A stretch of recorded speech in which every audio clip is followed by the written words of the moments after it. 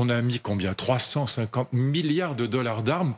Je dirais pas pour rien. Ça a quand même empêché Poutine d'aller jusqu'à Kiev pour l'instant. Mais en tout cas, pour que l'Ukraine perde la guerre et que l'Union européenne perde une guerre qu'elle n'a pas menée.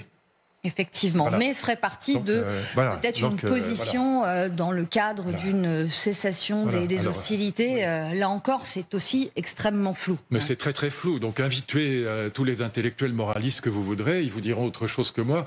Mais moi, je suis plus proche du général parce que je regarde les choses en face et puis parce que je pense que c'est l'Ukraine qui a déclenché cette guerre avec la guerre du Donbass. Voilà.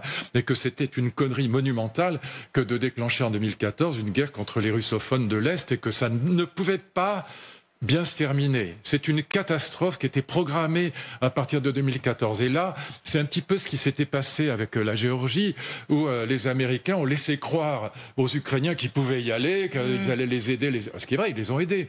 Mais la vérité, c'est que la guerre du Donbass, elle a fait pratiquement 15 000 morts. Elle a été atroce. Il y a eu 6 000 civils massacrés par des milices ukrainiennes abominables. Et donc, ça ne pouvait pas bien se terminer. Pardon de dire ça, mais c'est tellement évident. C'est juste la réalité historique, c'est tout. Alors je sais que ça plaît pas à mes copains moralistes parce que de toute façon il faut dire que Poutine c'est Hitler, mais non, Poutine c'est pas Hitler, c'est pas un homme sympathique, c'est une évidence, mais c'est pas Hitler. Voilà, il n'a pas encore tué 6 millions de juifs. Voilà, en revanche les Ukrainiens étaient bien partis.